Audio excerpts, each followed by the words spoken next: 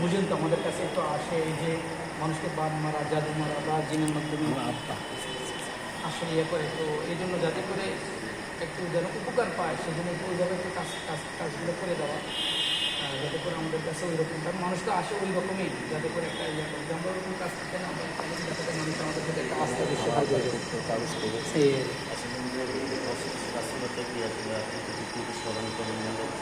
জি জি জি, এটা বাস্তব যে আমি সরকারি লোক পাই না।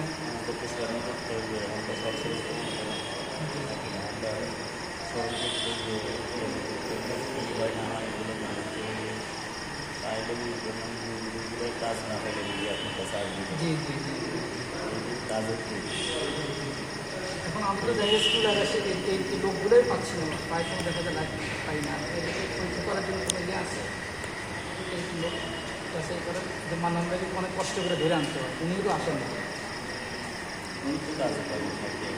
ওনাকে একটু যাতে করে আগ্রহ করে দেন আমার দিকে, যাতে করে উনি আমার কাছে একটা ইয়ে থাকে, আসে বললেই এসে যায়, এরকম একটা ইয়ে তদবির আপনি এখনও করে দেন, আমার বাধ্যকতা একটা তদবির করে দেন, বুঝলেন?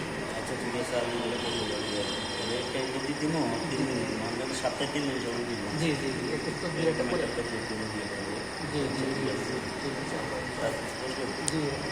আচ্ছা, আমার চাচা মানে ছোটো চাচা জাহাঙ্গীর সাহেব, ওনার কি কোনো সমস্যা আছে? ওনার কি তদবির করছে, একটু তাবিজ করেছে আমার চাচা জাহাঙ্গীর সাহেব?